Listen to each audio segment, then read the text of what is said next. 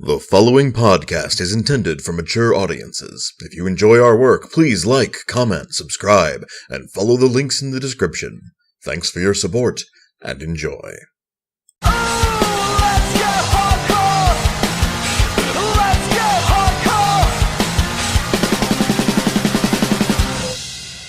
Greetings and salutations, listener. It is I, Eric J. Chucci, joined as always by the guy driving my bicycle, the boy. Hey.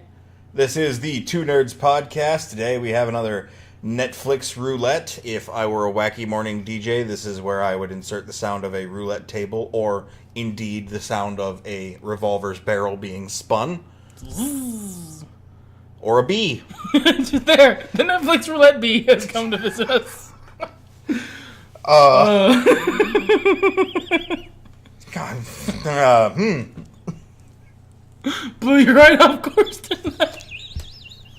Okay, so we're in a good mood today, listener, because this was... You know what? Actually, I was in a shit mood all day. I was struck with the melancholy, as the old-timey doctors would say before they put leeches on me, and I just wasn't having it, man. Nothing I could do to really get me out of this funk. Boy comes home, and we're like, let's do a podcast, and I'm like, I don't feel like watching a movie. I don't want to watch a movie while I'm sad, especially not one I intended to watch. That's just going to make me like the movie less, and my mind's going to wander, and I'm going to get all shitty. So, no. Let's watch wrestling. Well, WWE Network is doing maintenance between the hours of 7 and 8 in California a.m. tomorrow, and for some reason that means some of their shit is shut down now. So we can't watch a classic pay-per-view. So, Netflix Roulette it is, and we were up to bat on his roulette wheel, his Netflix list, and it was I believe that I maligned this title fairly heavily upon seeing its... I believe you used the Venom voice. Turbo Kid. Yeah. I would like to formally apologize to Turbo Kid for my lack of faith in its glory, because fucking hell, this movie was amazing. I've been putting off watching this for exactly 2 years. And the roulette spun toward it. This is going to be one of those podcasts where we're going to just be touching that 30-minute mark, I feel. Yeah, partially because ever since the now ascended to memehood Guardians of the Galaxy Volume 1 podcast, we try and avoid just fangirling out at you for 30 minutes. Yeah, it's not really a good podcast to listen to. There was one point during that, and I was having a great time up until the point where I stepped outside of myself, where I got detached enough from the conversation because you and Brandy were talking, and I could afford to. And I was like, oh my god. This would be insufferable to listen to. Who would listen to this ever? Never do this again, dummy. So, we try and avoid... Honestly, if we like a movie too much, we are less likely to do a podcast about it, despite the fact that we try and keep things positive here in the podcast. Because if we like a movie a bunch, sometimes we don't have a lot to say. Yeah, and especially back when we committed to hour-long episodes. Man, trying to fill an hour on something that you just enjoyed. I mean, how many times can you really repeat the phrase, just watch it, it's really good. Speaking of, for Turbo Kid, let's get this out of the way, like prayers at the beginning of Mass. Just watch it, it's really good. Yeah, spoiler-free review. 10 out of 10. You know what? Not a 10, because we have different tastes, but fucking 8. I mean, okay, realistically speaking, 9 out of 10. I was just doing the meme. I've been avoiding numbered ratings, but even I'm committing to this one. This movie was really fucking good. Yeah. It commits. And I'm sure you've heard me say that a lot, listener, especially if you're one of the people who listens to every podcast, you mensch. I have grown, as I age, commitment to your bit, whatever your bit is, commitment to it has risen in importance for me. Well, and it's no secret, and I think we've mentioned on Netflix Roulette before, that I like cheesy action movies. Boy and I for the longest time, because I tend to be more effeminate anyway, it was believed that Boy was the manly man when it came to movies, and he liked the action movies with the explosions and the dude, and I didn't so much. And then I remembered my youth when I did watch a lot of action movies, and I ran them past the boy, and he was like, they are all movies of the bad. They were created by the Bad Ninja Clan, and I shan't watch them. And then I started watching movies on Netflix a couple years ago, and started stacking bodies of shitty like cheesy action movies from the 80s and 90s, and I'm like, yeah, I can't wait to watch this. And he's like, you are what's wrong with this planet.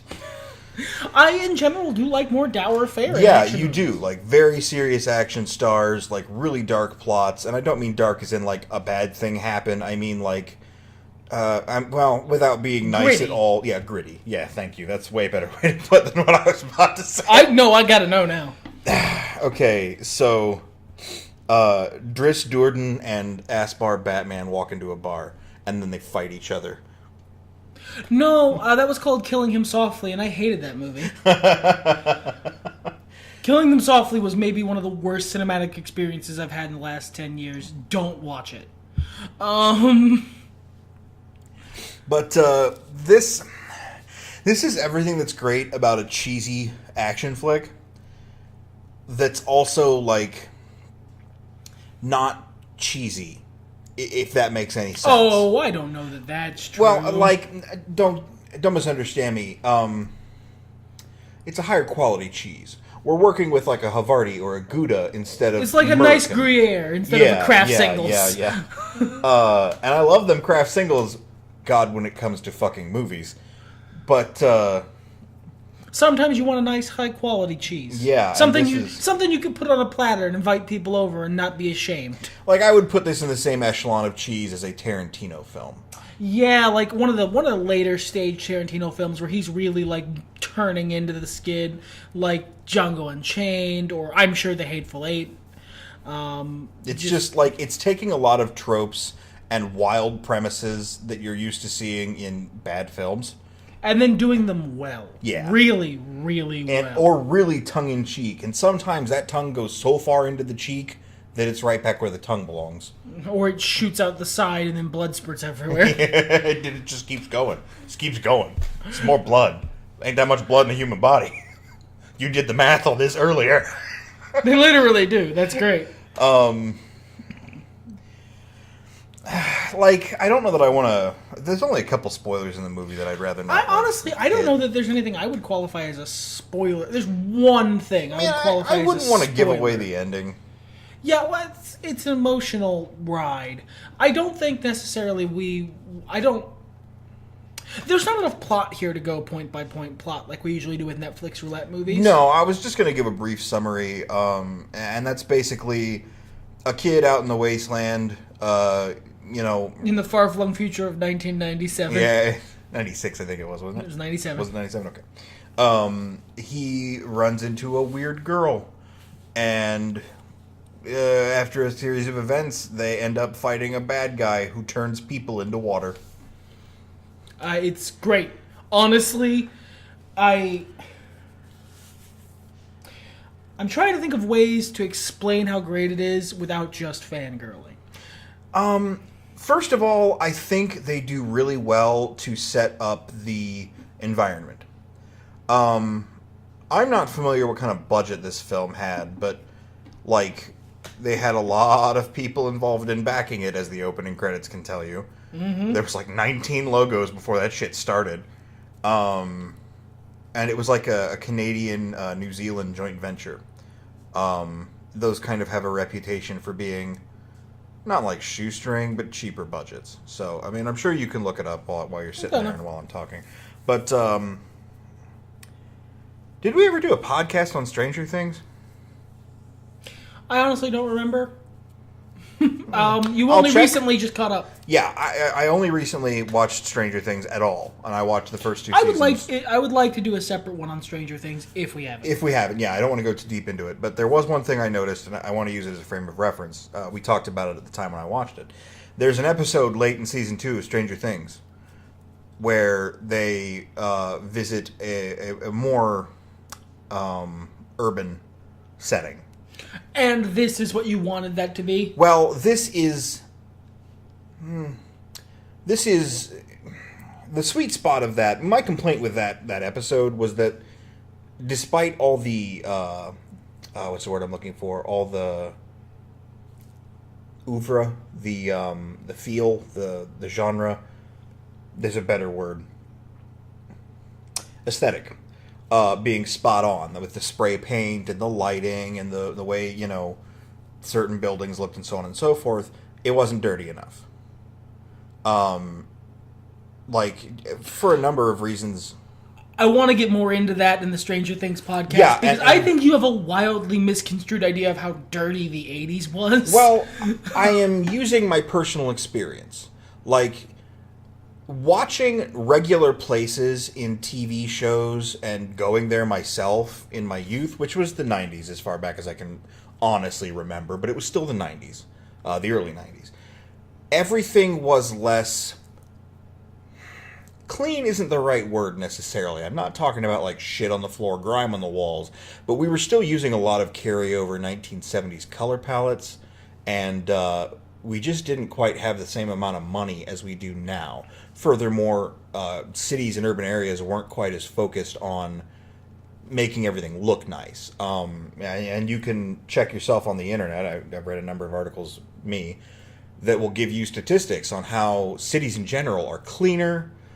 Even the more downtrodden areas look a hell of a lot better than they used to. It's like, well, there's all those jokes about, Cincinnati and Detroit. Well, Cincinnati, at least, it looks a hell of a lot better than it used to. I don't know about Detroit. I haven't been there. And it took me out of the scene because it was just so fucking clean. And that's not, I don't hold that against the filmmakers. We'll talk about that. You gotta veer away from this point soon. And I'm veering towards, so. Whereas this, like, I would say it would be too far for, like, because the 1980s. it's a post-apocalyptic wasteland. But, like, they used, obviously, existing structures and made them look shitty. And made them look dirty. And gave them that really good feel that you wouldn't even see in other independent post-apocalyptic movies. I can think of movies from the 80s that didn't look quite as, grimy, as dusty, as cluttered. And I really dug that. And they seem to be filming, like, at the opposite of the golden hour, just before it rained constantly. And it just set this fantastic mood for everything. So that the characters in the scenes were the bright colored parts. As opposed to the scenery popping out like you would usually have in a film. And the characters really did pop. It was clear that they were being very character focused. They only put very, very rough, like, sketches in of the world because they wanted you to focus in on the characters and their quirks. Mm-hmm. Ironically, in terms of storytelling, not in terms of feel or tone at all, but in terms of storytelling, this reminded me a lot of Scott Pilgrim. Actually, yeah, it's described on all these sites I'm trying to find the budget on as Scott Pilgrim versus the World meets Mad Max. Yeah, sure. Definitely a strong Mad Max vibe as well. Not just because it's post-apocalyptic, but a lot of what Zeus, the big bad, was preaching was very reminiscent of Immortan Joe and Lord Humongous. I mean, he is just sort of dapper Immortan Joe, isn't he? Which I believe those movies came out in the same year, so what a weird coincidence. And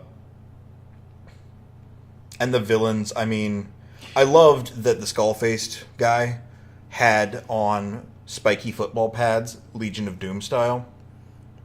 Like, that's, specifically Skeletron. Skeletron, great name for that character. Fucking cool character. The acting is something else that was really good in this. I will say one spoiler, because I liked it too much not to spoil it. I like that we don't ever find out shit about Skeletron. Same. And I like that we do see different sides of the character, though, because, like, Skeletron will stand there and, like, be freaking out and, like, shaking his head back and forth ready to fight, but then, at turns, he's also a cool, focused marksman with his fucking buzzsaw gun. Or, like, he'll chuckle at something funny happening. Or when he got out his boss's chair and dusted off the little CD and, like, made sure it was clean and then pat him on the shoulder like, you're all set, buddy. Like, the mannerisms this actor got through that portrayed so much about this character. A-plus shit.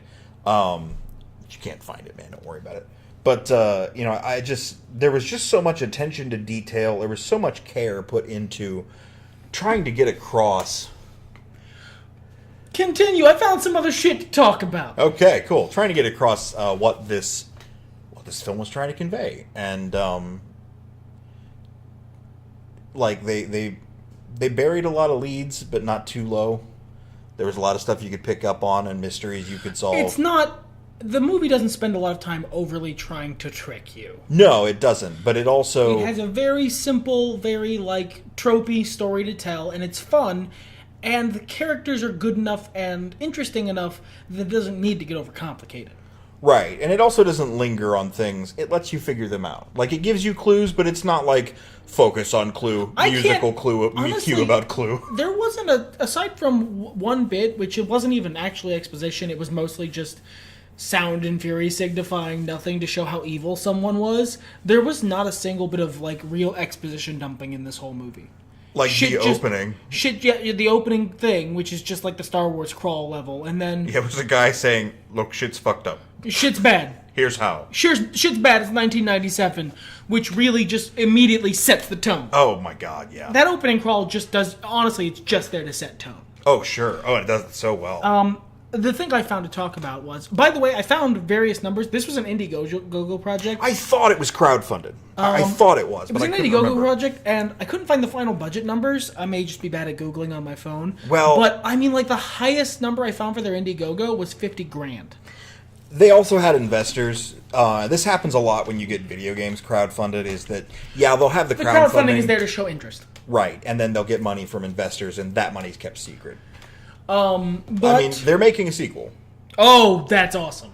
I haven't read into it at all, I just know it exists. So the thing I found to be that got the salt voice was I found, I was on the Wikipedia page trying to find stuff about the budget, and I couldn't find it, but I did find this fucking review from Simon Abrams on RogerEbert.com. Sounds like we're in for a ride here. Should I put on my cinema snob voice? I think I'm gonna have to. Turbo Kid may be aimed at adults, but its infantilizing vintage fetish makes an otherwise cute action adventure a bad blast to the past. 2 out of 5 stars. Oh my god. You funless troll! You sad sack of joyless protoplasm! Dude, Ebert's dead. Relax. He hired the fucker. No, I know. That was a joke. I know. Fuck you, man. That's... it's just somebody's opinion, but, it's the way they end up bringing it across. The words they choose. The smarmy shit. Self-righteous, smarmy, pretentious motherfucker. Unclench, unwind, and learn to have fun for 4 fucking seconds. Not everything has to be foreign French films, you giant douche nozzle. Well, and it's I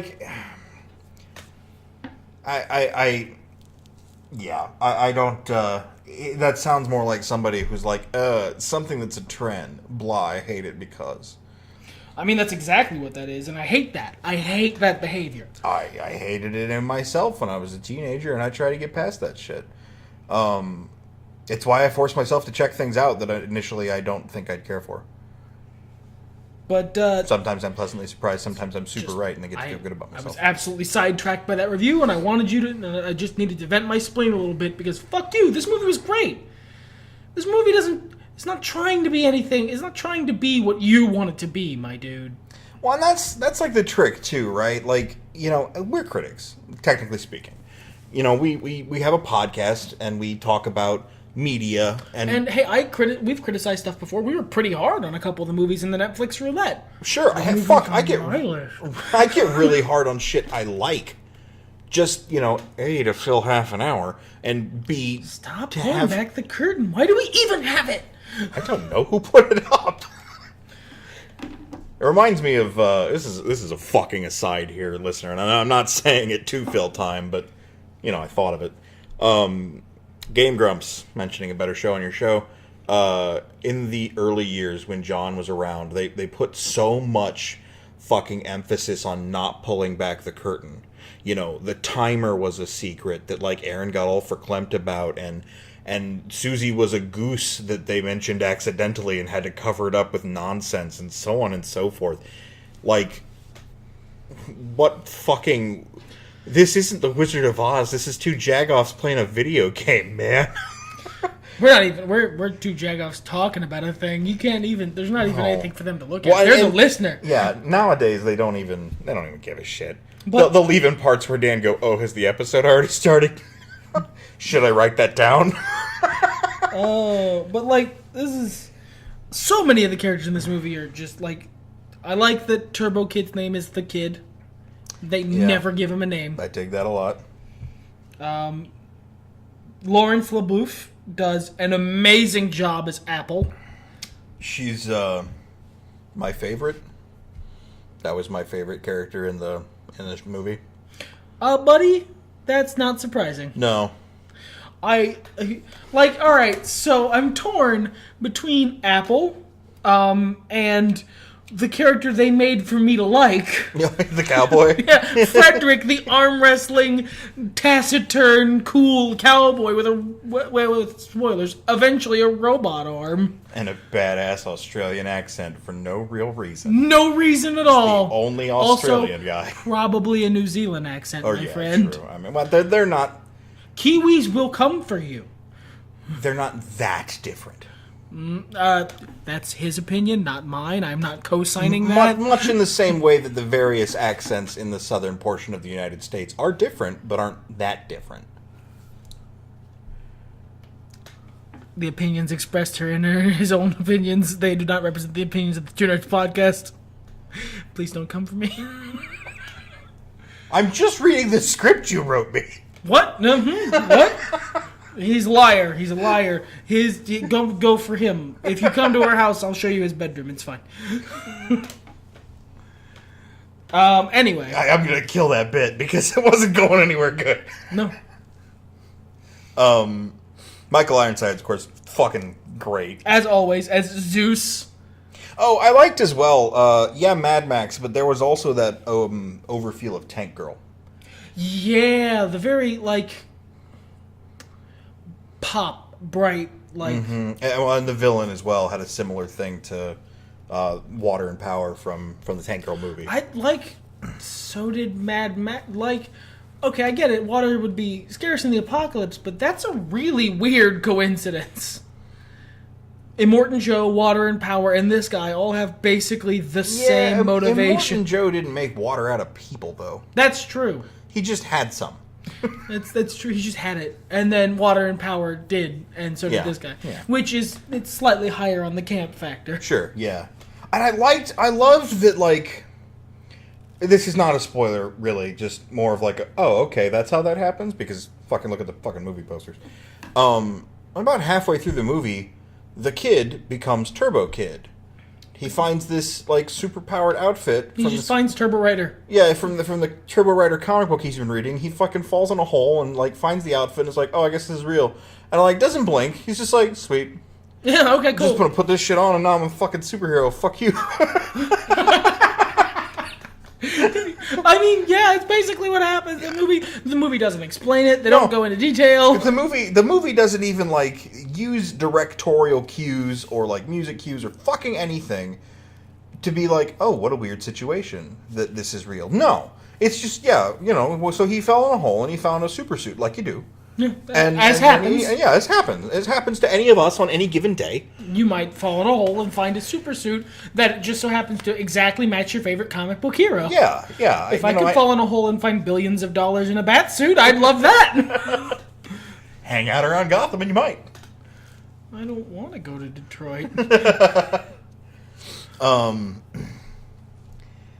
So yeah, they didn't like the boy was saying earlier. It's genuine. It doesn't stop to make fun of itself. It's having fun, not making fun. Sure, yeah. And there's an important difference.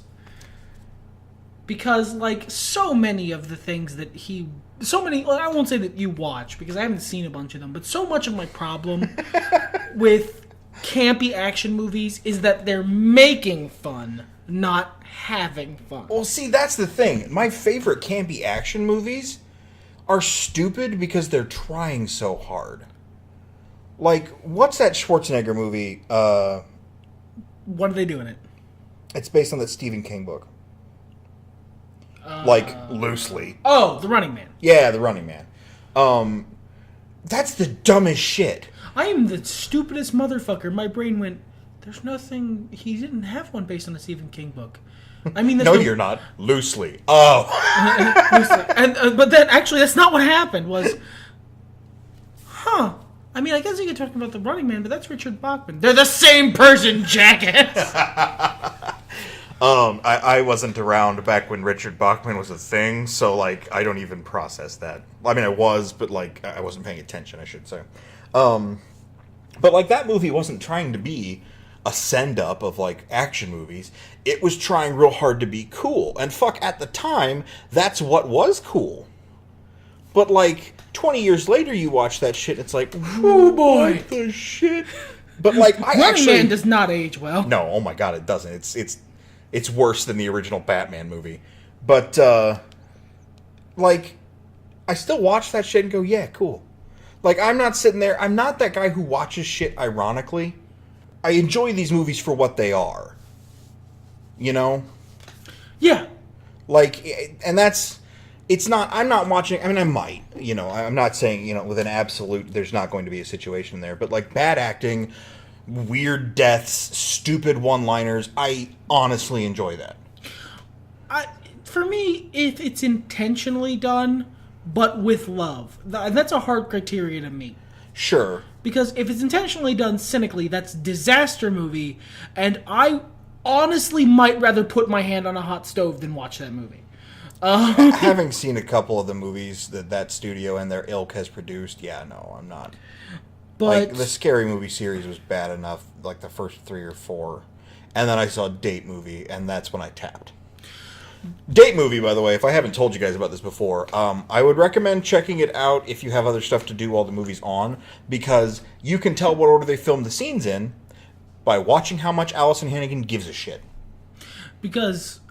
It's clear. You can catch she's really invested when you get to the scenes they film first, and then you run across one of the scenes they film last, and she's like hollow and like phoning it the fuck in. You know, like she knows what's happening here at this point. And I think Turbo Kid has that genuine approach. Just that it's not trying to be goofy. It's not trying to be stupid. It's trying to be over the top cool. So cool that it's ridiculous, but like still cool. Like, I don't know, man, there's a magic sort of niche you have to hit there. You know, we as a society these days are really hard on edgelords. As much as I love Kung Fury, I think Kung Fury is too far over the line. Kung Fury is being a parody. Yeah, but it's too far over the line for it to be one of my favorite things. It was fun, but I wouldn't call it great.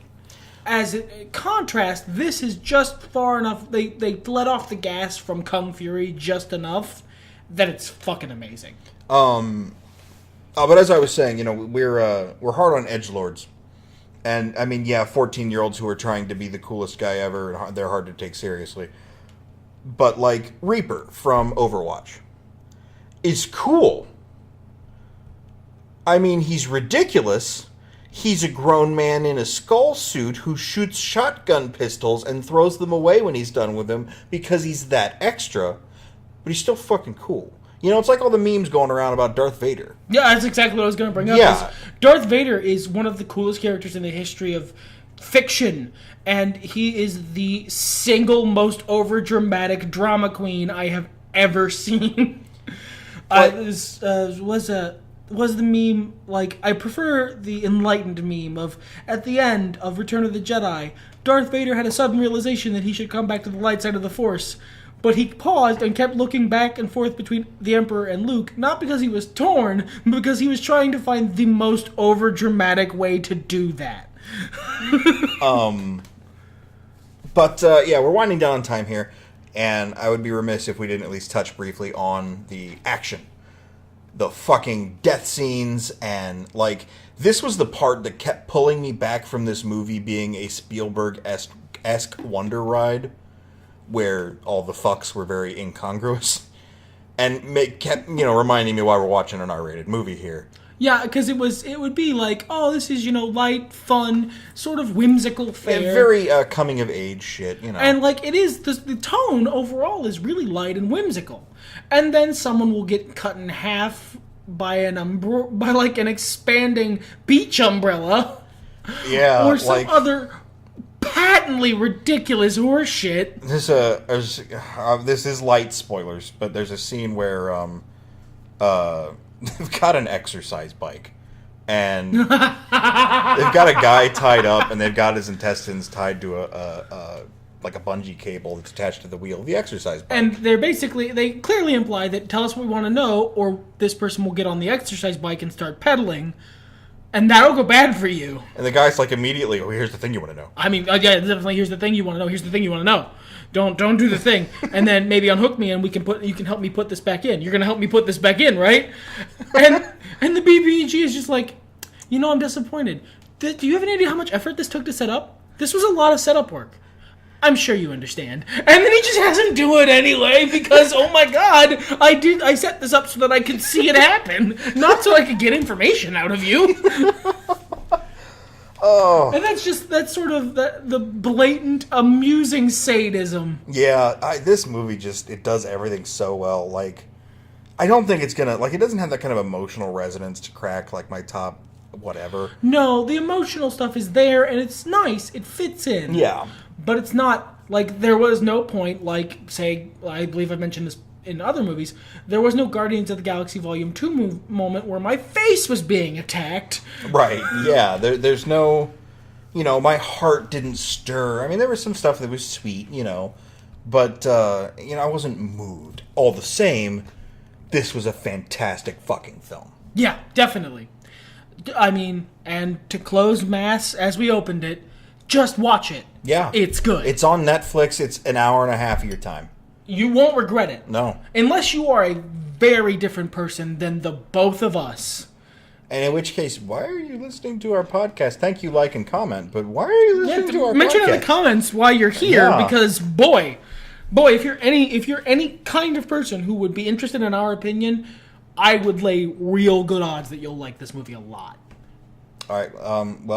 What are we checking next? Netflix Roulette. Next Netflix Roulette. It's harder to say than we thought. Yeah. Blah blah blah blah blah. I ran the roulette 5 times before we came across something that doesn't meet that hadn't been disqualified for whatever reason, either because it was a comedy special or a documentary or something we're not doing. Right. Right. I eventually landed on Battle Royale. That's the original Japanese movie of Survivor Extreme Edition.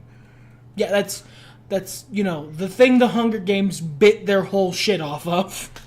It's been on my to-watch list since I was a teenager. So, yeah, I'm definitely interested in seeing that. And I'm glad that's what we're watching next and not Gritty Hard Man. I have so many Gritty Hard Man. Yeah, I'm surprised we haven't run into my stupid action schlock or... I mean, buddy, we did. It just turned out really well. Unnecessary foreign films. But anyway, all foreign films are unnecessary. I can't even get that out with a straight face. Everything's better when nerds talk about it. Technically, Turbo Kid's a foreign film. I know. Fuck it, let's get hardcore!